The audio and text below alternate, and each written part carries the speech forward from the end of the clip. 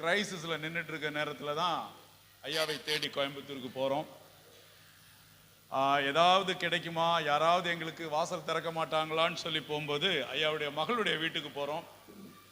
எங்களுடைய தலை சுற்றுற மாதிரி ஒரு அமௌண்ட்டை கொடுத்து, இதை கொஞ்சம் முதல்ல வச்சுக்கோங்க, அப்பா வரட்டும், அப்பாட்ட சொல்லி இன்னொரு அமௌண்ட் வாங்கி தர்றோன்னு சொல்லி முதல், ரெண்டாவது, மூணாவது, நிறைவு என்று சொல்லி ஒவ்வொரு காலகட்டமாக பொருளுதவிகளை செய்து ஆதரித்தார்கள். அது மாத்திரம் இல்லை, அவங்க ஊருக்கு போனால் ஐயாவை எல்லாரும் சொல்கிறது வள்ளல் அப்படின்னு தான் சொல்லுவாங்க. ஆனால் நாங்கள் அவருடைய வள்ளல் குணத்தை நேரில் பார்த்தோம். அவர்கள் சில வார்த்தைகள் நம்மோடு பேசுவார்கள்.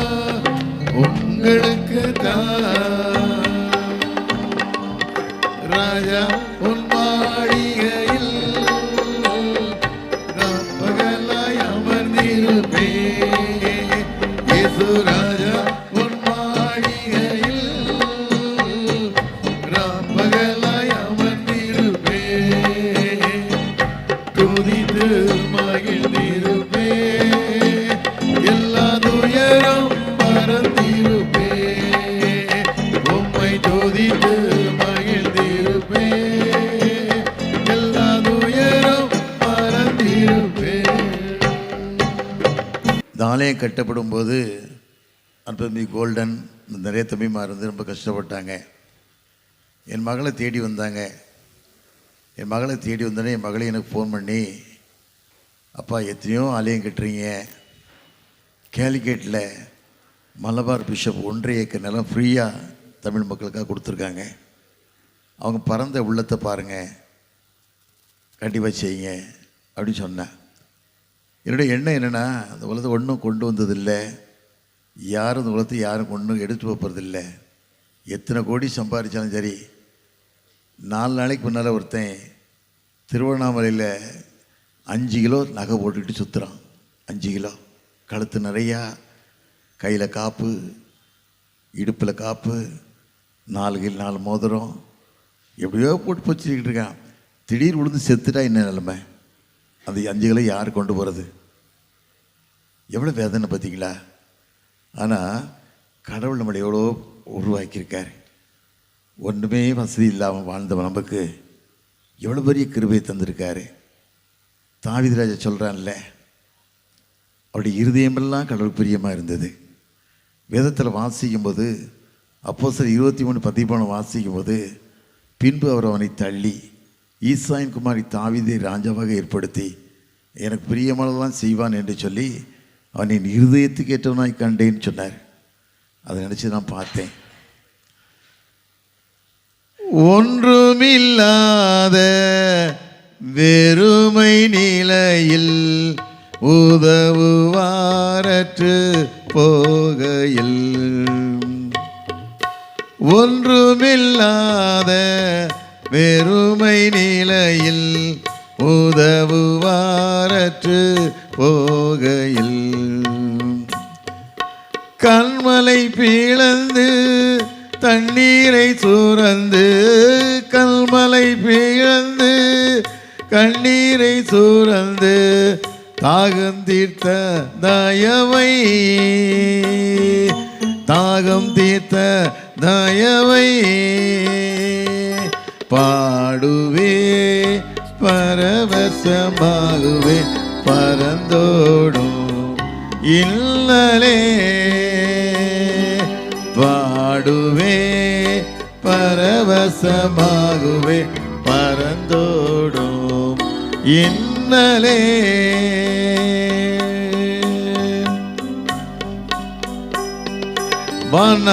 வனாந்திரமாய் வாழ்க்கை வாரி பட்டினி சஞ்சலம் நேர்கையில்,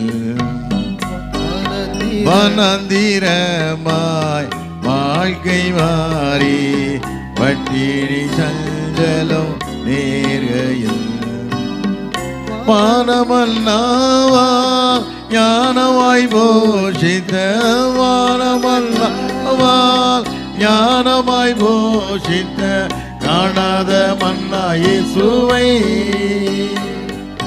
காணாத மன்னா இயேசுவை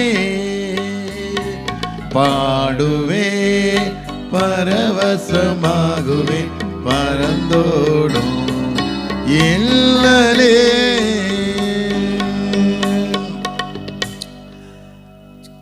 எல்லாருக்கும் சாப்பிட்ற நேரம் தான், பசி தான். சில பேர் சுகரோடு இருப்பீங்கன்னு நினைக்கிறேன். ஐயா 3 தான் தண்ணி குடிச்சாச்சு. ஆனாலும் சுருக்கமாக சில வார்த்தை பேசி முடிச்சிடுறேன். ஒன்றும் இல்லாமல் வாழ்ந்த எனக்கு 1968 வருஷம் 56 வருஷத்துக்கு முன்னால் சென்னைக்கு போனேன். காலை செருப்பு கிடையாது, ட்ரௌசர் கிடையாது, அரை ட்ரௌசர் தான், வேறு ஒன்றும் கிடையாது. பட்டினி, கஷ்டம், சஞ்சலம். ஆனால் கடவுள் அங்கே கொண்டு போய் விட்டு யாக்கோபு ஒரு வாகத்தை கொடுத்தாரு. அதே 28:15 நான் உன்னோடு கூட இருந்து போகும் இடமெல்லாம் உன்னை காத்து இந்த தேசத்தில் உன்னை திரும்பி வர பண்ணுவேண்டார்.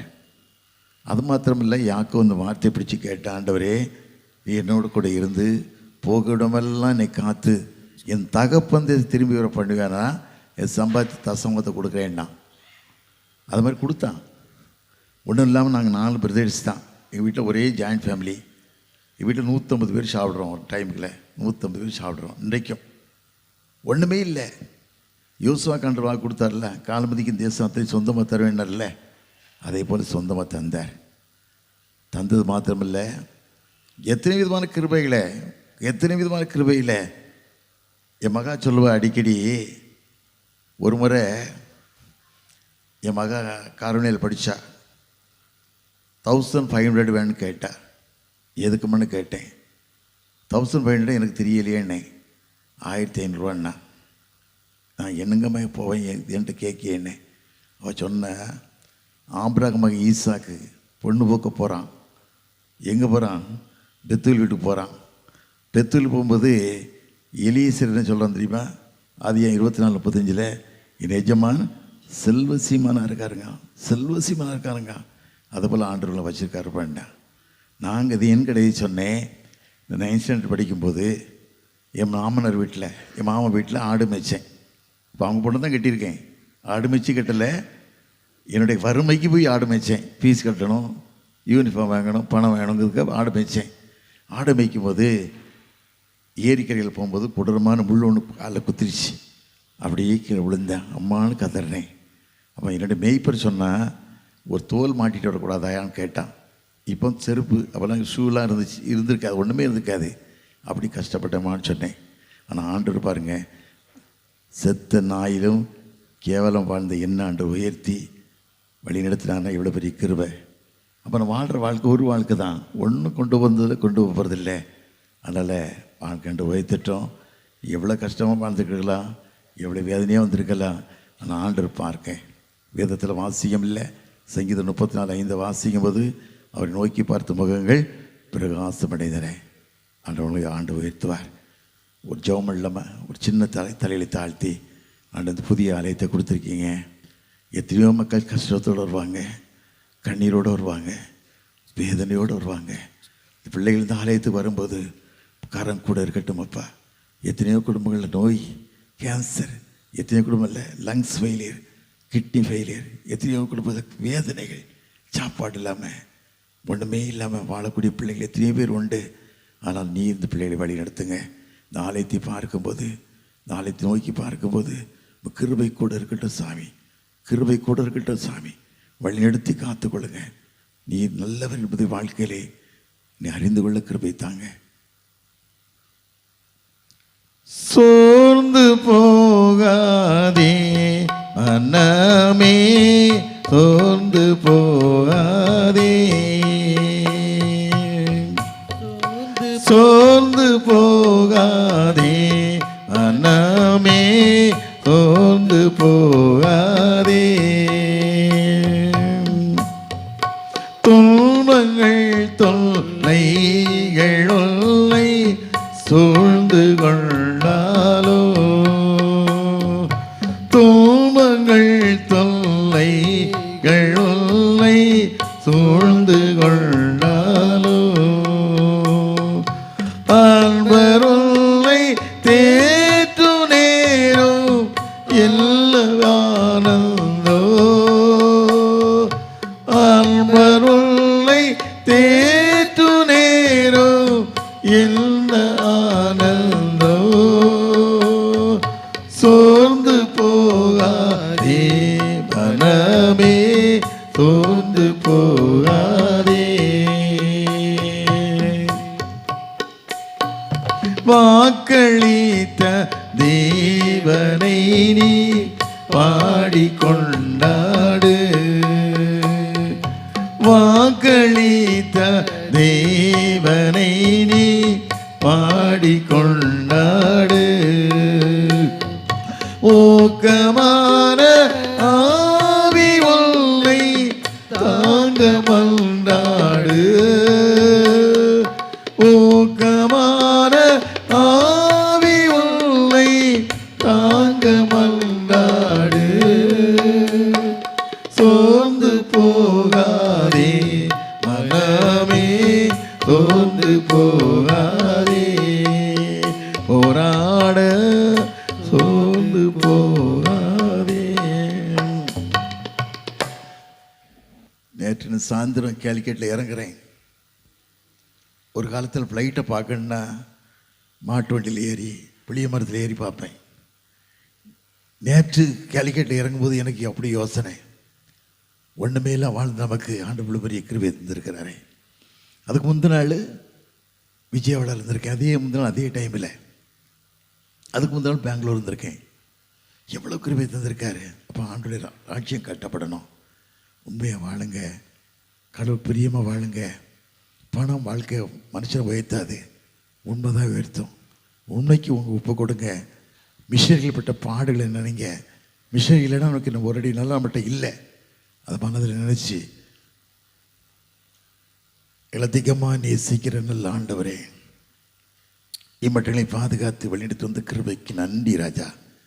காத்து கொண்டுங்க. ஆலயத்தை கட்ட கிருபை தந்தீங்க. ஏற்ற காலத்தில் உயர்த்தவிட பலத்தைகள் அடைகிறீர்கள். அவர் உங்களை விசாரிக்கிற அவனுடையால் கவலையெல்லாம் வைத்துன்னு சொன்ன தெய்வத்தின்படி ஆலயத்தை கட்டி பிரதேசிட்டேன்ன என்னுடைய அன்பு பேரையர்கள் திறக்க கிருபை தந்தீங்க. கிருபை சூழ்ந்து கொள்ளட்டும். ஒரு பாரமுள்ள வாழ்க்கை, ஒரு தரிசனமான வாழ்க்கையோட வாழ கிருபை தாங்க. பாதுகாத்து கொள்ளுங்க. இயேசு நீனே நாமத்தில் ஜெயங்கடிக்க நல்ல பிதாவே, ஆமேன்.